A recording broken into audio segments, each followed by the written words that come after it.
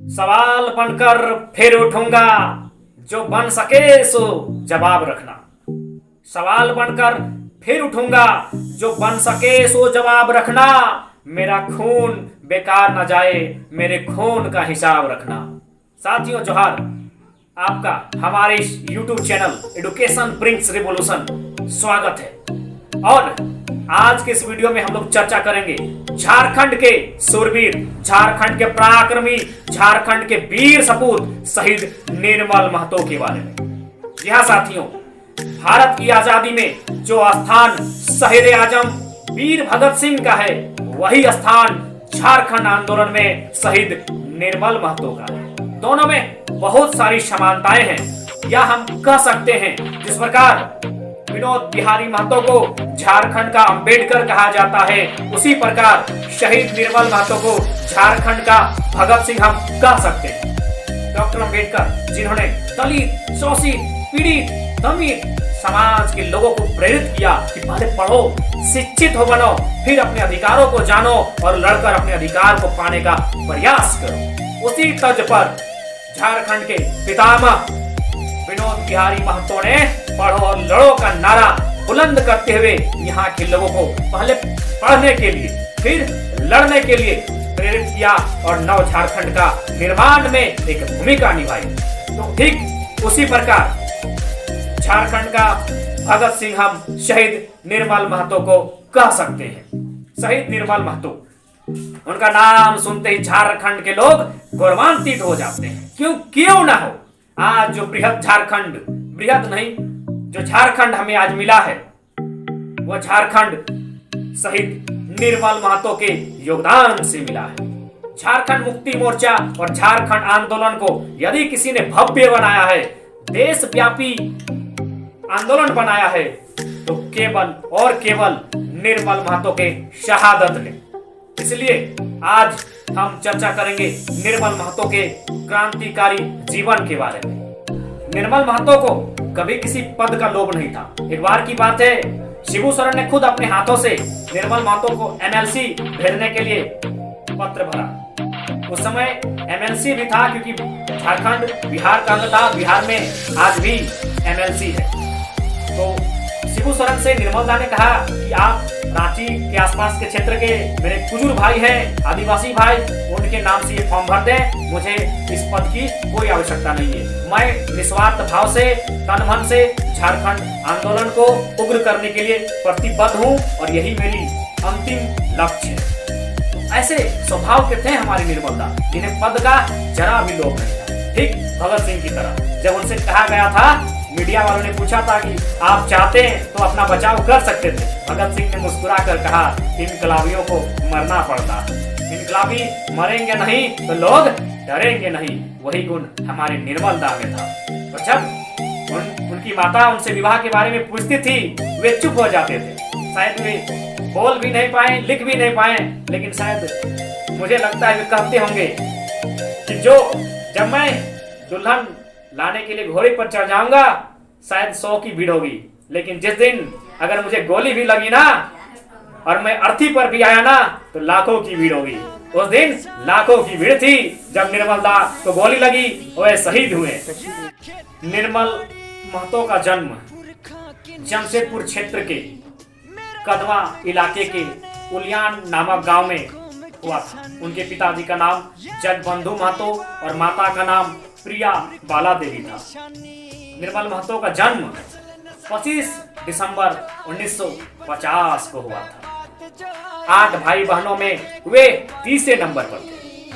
क्योंकि मैंने भगत सिंह से उनकी तुलना की, तो सबसे परफेक्ट तुलना, दोनों अविवाहित रहे और अपना जीवन अविवाहित इसलिए रखा, इसलिए विवाह के बंधन में नहीं बंधे क्योंकि भगत सिंह को भारत की आजादी लेनी थी और निर्मल दा को झारखंड की आजादी लेनी थी।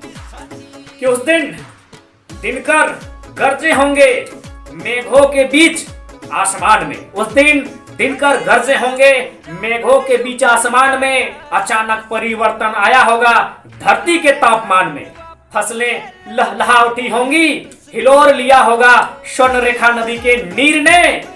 उसी समय जमशेदपुर की माटी में जन्म लिया था निर्मल महतो नामक महावीर ने। जी हाँ, निर्मल महतो, जिनका जन्म झारखंड के जमशेदपुर क्षेत्र में हुआ था।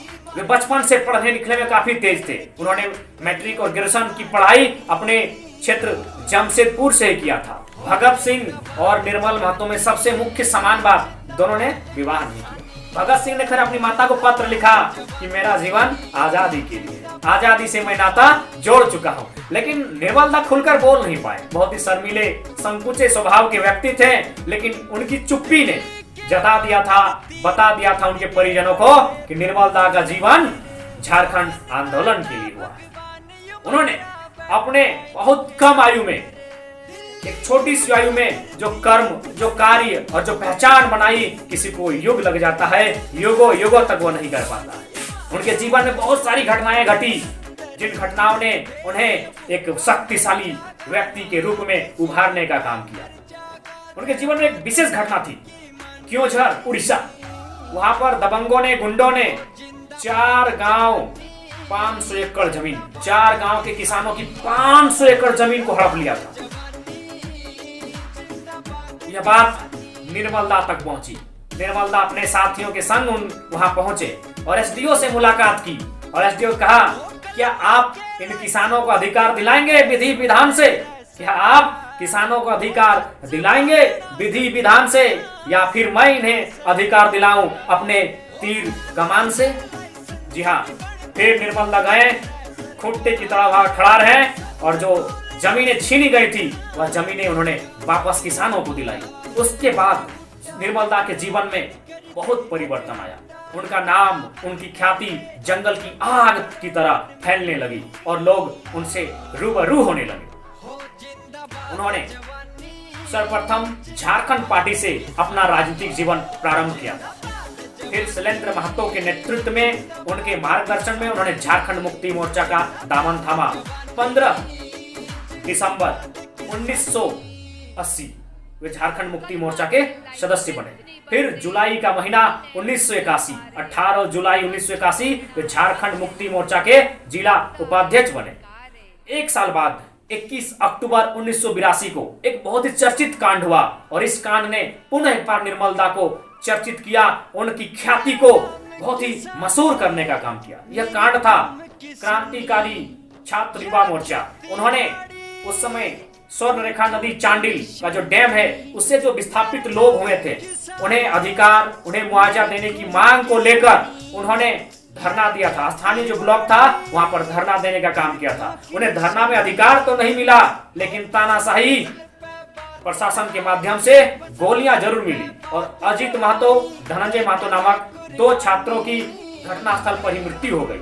उनका पोस्टमार्टम किया गया। उस समय पुलिस का इतना खौफ था, इतना डर था कि लोग उनकी डेड बॉडी को ले जाने कोई नहीं जा सका। ये खबर फिर से निर्मल महतो तक पहुंची। उन्होंने शेर का जिगरा दिखाते हुए उन दोनों डेड बॉडी को नहीं रिसीव किया, बल्कि नदी ले जाकर खुद मुखाग्नि देते हुए उनका अंतिम संस्कार करने का काम किया था। इस घटना के बाद निर्मल दा पुनः हाईलाइट हुए, खूब चर्चित हुआ उनका नाम, उनकी बहादुरी का, और इस बेईमानी पुलिस से आंख मिलाकर जिन्होंने कार्य किया था उससे और प्रचलित हो गए।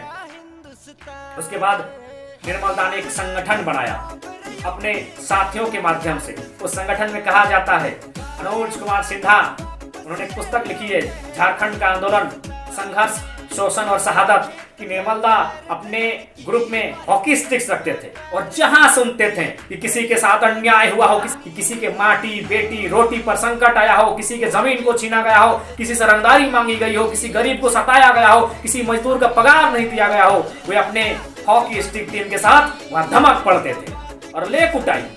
उसके बाद निर्मल दा धीरे धीरे झारखंडियों की एक उम्मीद बनकर सामने आए कि यदि झारखंड अलग होगा तो निर्मल दा का योगदान स्वर्णिम होना चाहिए, और बिल्कुल उसी मकसद के साथ वे धीरे धीरे आगे बढ़ने लगे। उन्हें सर्वप्रथम 6 अप्रैल 1984 को झारखंड मुक्ति मोर्चा का केंद्रीय अध्यक्ष चुना गया। हालांकि उसके बाद वे आजीवन अध्यक्ष के पद पर ही रहे अपनी शहादत तक। उन्हें दूसरी बार 28 अप्रैल 1986 को दूसरी बार केंद्रीय अध्यक्ष झारखंड मुक्ति मोर्चा का चुना गया। पहली जो मीटिंग हुई थी हमारे यहीं बगल के बोकारो के बालीडी में।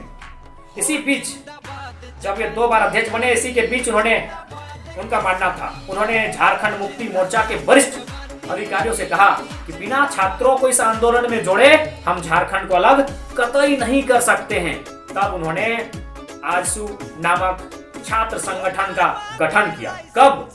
22 जून 1986।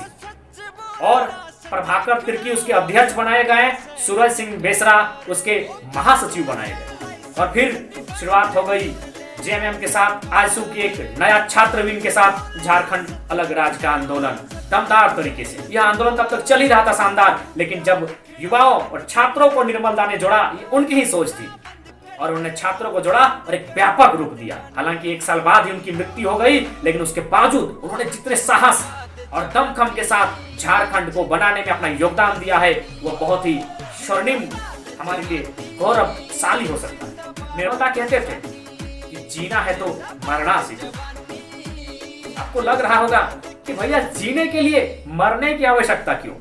तो आपके लिए जीने का मतलब है मर मर कर, दाल रोटी खाकर, गुलाम बनकर, लाठी खाकर, गाली सुनकर जीना। जी तो रहे ना। आपके लिए जीने का मतलब वही हो सकता है। निर्मल दा के लिए जीने का मतलब था अपने वनों में, जंगलों में, पर्वतों में, पहाड़ों में, खेतों में, खलिहानों में स्वाभिमान के साथ जीना। उनके लिए जीने का मतलब ये था। इसलिए उन्होंने कहा था कि झारखंड वासियों, अगर तुम्हें जीना है तो मरना आना होगा और अपने अधिकार को पाना है तो लड़ना आना होगा। झारखंड आंदोलन की बात करें तो 1912 में इसकी पहली गूंज सुनाई दी थी। क्या आप बता सकते हैं आंध्र प्रदेश से तेलंगाना बना, कितना दिन तक आंदोलन हुआ था? बहुत कम। कोई जानता भी नहीं, कोई जानता है, कोई नहीं जानता। उत्तर प्रदेश से उत्तराखंड बना, कितना बड़ा आंदोलन हुआ? कोई किसी को नहीं पता। मध्य प्रदेश से छत्तीसगढ़ बना, कितनी शहादत दी गई? बहुत कम, ना के बराबर। लेकिन झारखंड के लिए 88 साल तक आंदोलन किया गया था, अंग्रेजों से तो अलग। और झारखंड के ही जो भारत के बेईमान लोग थे, सामंतवादी, जो महाजनी प्रथा के समर्थक थे, जो शुद्धखोरी प्रथा के समर्थक थे, उनसे तो अलग ही लड़ना पड़ा था।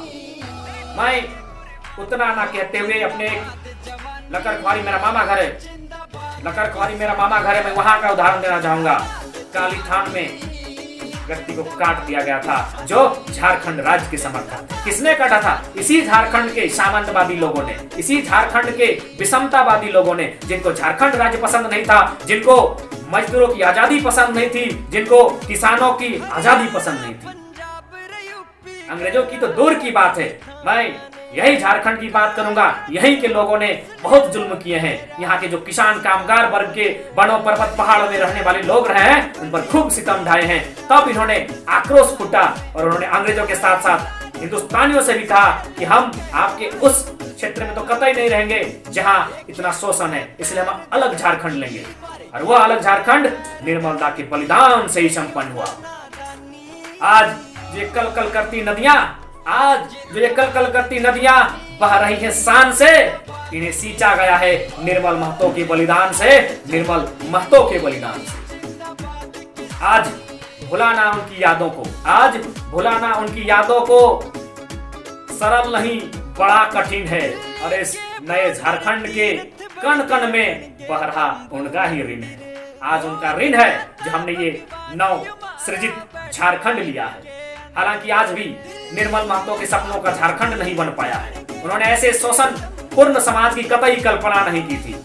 आज छात्रों को, युवाओं को विशेष आवश्यकता है निर्मल महतो को पहले पढ़ने की, फिर पढ़कर अपने हृदय में गढ़ने की। तभी उस सपनों का झारखंड हमारे सामने कारगर होगा, जिस सपने का झारखंड लेकर कभी बिरसा मुंडा, कभी तिलका मांझी, कभी विनोद बिहारी महतो, कभी निर्मल महतो जो सपना देखे थे झारखंड बनाने का, वह पूरा होगा। 8 अगस्त 1987 झारखंड के लिए एक काला दिन, जिसे झारखंडी कभी याद भी नहीं करना चाहेगा, लेकिन यदि याद भी करेगा तो गौरव के लिए, उस शहादत को नमन करने के लिए। चमारिया गेस्ट हाउस निर्मल महतो अपने कुछ मित्रों के साथ ठहरे थे। उन्हें एक श्राद्ध कार्यक्रम में, अवतारी सिंह उनके एक मित्र थे, उनकी माता का श्राद्ध कार्यक्रम था, वहां पर उन्हें जाना था। निर्मलदा चमारिया गेस्ट हाउस से 11:15 के आसपास निकले। वे जैसे ही निकले तब उन पर घात लगाकर चोरी छुपे बैठे हुए वीरेंद्र सिंह, धीरेन्द्र सिंह और नरेंद्र सिंह नामक 3 अपराधियों ने उन पर एक के बाद एक गोलियां दागी और निर्मलदा घटनास्थल पर ही शहीद हो गए। पूरा झारखंड, समस्त झारखंड रोया था अपने उस वीर की याद में और एक जुनून के साथ भर गया था, जो कभी भगत सिंह की शहादत के बाद भारत की युवा, भारत के लोग जिस आक्रोश के साथ आए थे, वही आक्रोश 1987 में निर्मलदा के शहादत दिवस के दिन देखने को मिला। साथियों, आज पुनः हमें निर्मलदा को पढ़ने और गढ़ने की आवश्यकता है, तभी हम उनके सपनों के झारखंड को साकार कर पाए। जय झारखंड, जोहार झारखंड, निर्मल महतो अमर रहे।